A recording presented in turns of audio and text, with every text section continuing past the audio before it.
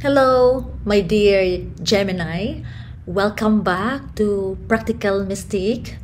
I'm so sorry for my long absence, but this time I am so happy and grateful na magkakaroon ako ng tarot reading session para sa iyo. And it's a perfect timing because this time it is full blood moon, no? Magandang buwan ito kasi kung titingnan mo sa ang buwan na ito, it has a full bright light. maliwanag siya, matingkad yung kulay niya. Maganda siya na buwan. And right now, alamin natin kung ano ang mensahe para sa iyo sa buwan ng September, no? Ano yung pinakamahalagang mensahe sa iyo ng universe, no? Right now, this time we'll grab the opportunity that it is full blood moon. Remember that the power of the tarot readers and their psychic abilities would become more intense if they are doing it during full moon. Okay, so wag na natin patagalin. Let us dive in. This is for you, my dear Gemini. Universe, spirits, angels, my sisters, and the celestial beings, what does my dear Gemini need to know for this month of September? Wow, Six of Cups in upright position. Let us start. This is for you, my dear Gemini. Ang pinang card mula sa Lightseer Tarot deck ay ang Six of Cups. Itong Six of Cups, this is actually emotional energy in the element of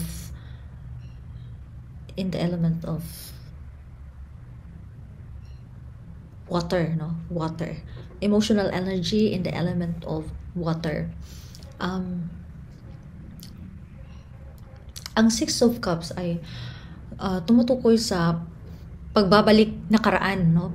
Paggunita sa nakaraan, or pagbabalik sa lugar na puno ng karanasan sa nakaraan. Okay? Just like ito, kung nakikita mo dito, may batang lalaki at saka may tuta. Okay? Dalawa sila. Pareho silang nasa kanilang kabataan pa, no? Noon. And then, lumipas ang mga mahabang panahon, sila na ngayon ay tumataas ng edad, no? Tumatandang binata ang lalaki. At saka ito namang aso ito, malaki na din siya. Okay, so, it's like, parang pupunta ka sa kakaibang realidad or pupunta ka sa ibang lugar, no? Pupunta ka sa ibang dako at mararanasan mo ang panibagong realidad sa iyong buhay. Ayun. Pero ang iba sa inyo ay lilipat, no? Lilipat sa ibang lugar or pupunta or babalik. Ang iba naman ay babalik doon sa lugar na puno ng nakaraan, no? Puno ng alaala sa mga nakaraang karanasan. Puno ng alaala. Okay, with that, dito sa beginner tarot deck, we have the King of Cups in reverse position. King of Cups is still this is emotional energy in the element of water. Okay, so you are emotionally immature. Hindi mo pa kayang kontrolin ang iyong, wala ka pang abilidad para kontrolin yung emosyon, no? Parang ganun. And or kaya naman overly emotional ka, tapos ang iba sa inyo anxious, labis-labis na pagkabalisa, no? Yun anxious. At saka ang iba sa inyo ay overwhelmed sa isang pangyayari, no?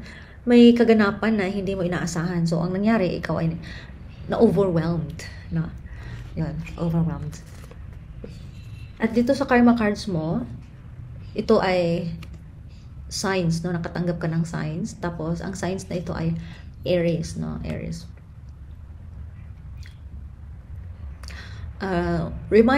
Okay, ang pinapaalala, ang mensahe ang mensahe para sa iyong kaisipan ay willpower. You have the will, you have the power and the authority to do whatever you want to do. That's the message for you. And the message for your mind is that what you think you know about. Okay, isipin mo kung ano yung alam mo. Isipin mo kung ano ang kaya mo. Isipin mo kung ano ang magagawa mo. Yan. And the message for your physical aspect is do it. Do it in your own way, no? Kung meron kang alam na bagay na kung saan ka magaling, gawin mo 'yon sa iyong in your own way, no? Wag mong gayahin yung pamamaraan ng iba, no? Wag mong gayahin. Do it in your own way, no? Halimbawa, ikaw ay isang magaling na manunulat, okay? Tapos may alam ka din na iba pang magaling or mahusay na manunulat, okay? Ang pinapaalala sa iyo ng karma card is kung meron kang mang alam, isipin mo 'yon, gawin mo 'yon. Pero in your own way, no? Wag mong gayahin yung technique ng ibang magaling na manunulat, no? It is good to be inspired. It is good to consider them as your inspiration. Pero wag mong gayahin yung kanilang technique sa pagsusulat kasi iba man sila, iba ka rin. Meron ka ding sariling kakayahan or sariling technique, no? Na kung saan ikaw lang ang makakagawa nun, no? So do it in your own way. Do not conform to somebody else pattern, no? Do something through your own version, okay? And the message from the powerful thought cards by Luis A is this one: I am willing to change. Wow, ito ang maganda para sa iyo. That you are willing to change. So I am willing to release old negative beliefs, and they are only thoughts that stand on your way. Your new thoughts are positive and fulfilling. Ito na ngayon yung abilidad mo. I think you are also a magician or you are an alchemist na kaya mong parang meron kang abilidad na baguhin, i-transmute yung negative energies into positive, no? Kasi sinabi dito, you can remove negative thoughts, and you can now because you have the ability also to accumulate good thoughts for your mind to be mentally healthy, okay? It is good. Wow, the Nine of Pentacles. OMG, Nine of Pentacles.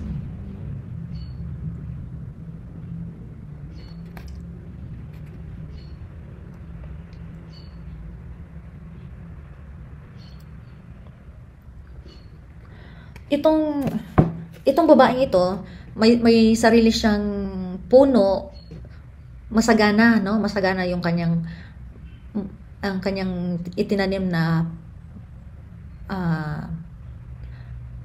puno, no? Puno ng bunga. Okay. So ibig sabihin, nagbubunga na yung lahat ng pinaghirapan mo na creative projects, kung ano man yan, or negosyo, no? Marami na siyang bunga, okay? And ikaw ngayon ay malaki ng naimbak na pera, no? Meron ka ng deposit sa bangko. Dahil malaki talaga yung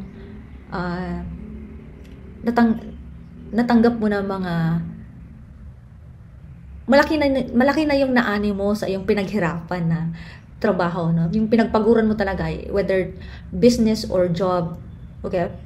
And in fact, kampante ka at masaya ka nang mamigay ng pera sa iba.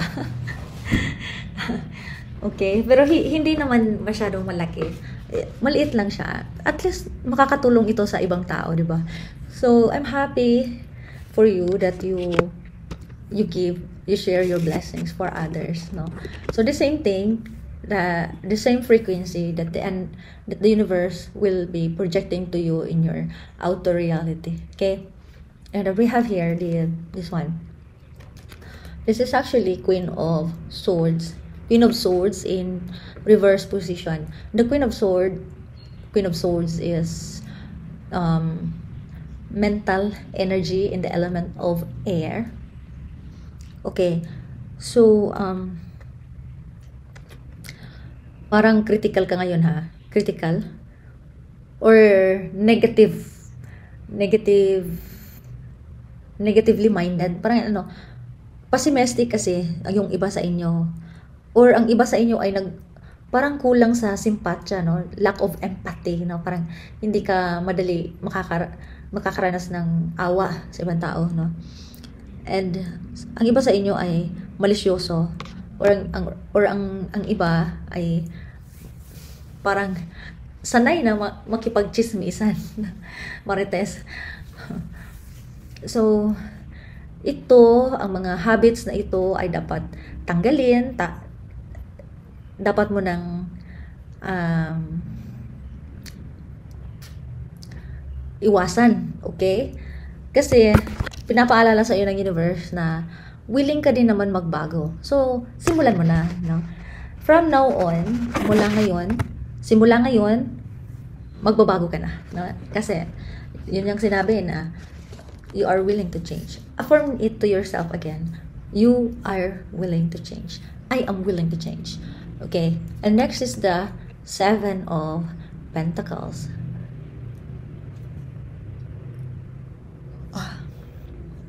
Seven of Pentacles, this is matter energy in the element of earth.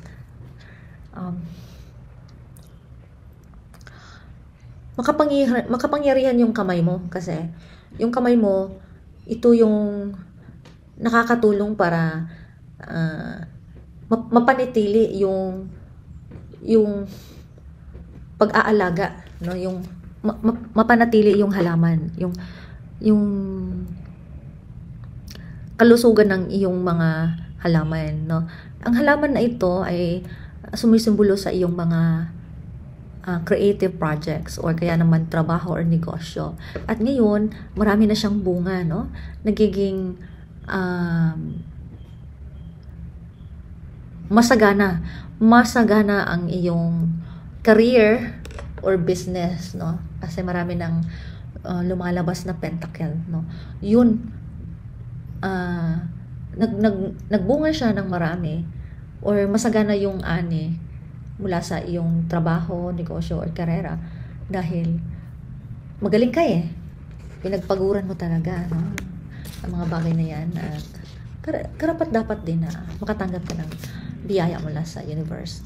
And we have here the Four of Wands. Itong Four of Wands, it is actually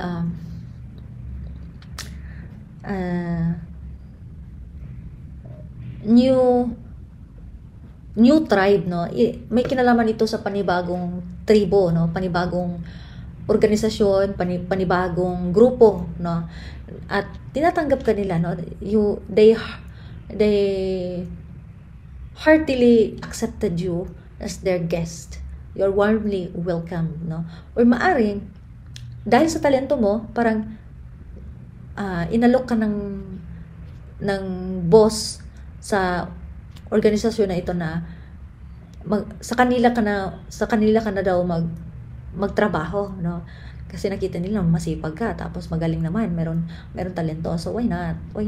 Dapat i-hire ka. So yun, tinanggap ka nila bilang katrabaho. Masaya ka kasama sila. And the next is the Two of Pentacles. Itong Two of Pentacles, ito ay parang seryosong paalala mula sa universe na dapat alam mo kung paano balansehin ang iyong pera, balansehin ang iyong panahon, balansehin ang iyong trabaho, yung buhay mo sa trabaho at saka sa bahay, no? So you need to change your mind, no? Change your mind. Baka kasi ay dahilan kung bakit hindi mo kayang balansehin lahat ng aspeto mo sa buhay mo kasi maraming gumagambala sa isipan mo. Okay? So beginning today, I hope that you resonated with this message from the universe, and I hope that you are doing well also. So see you in the next reading. Love and light.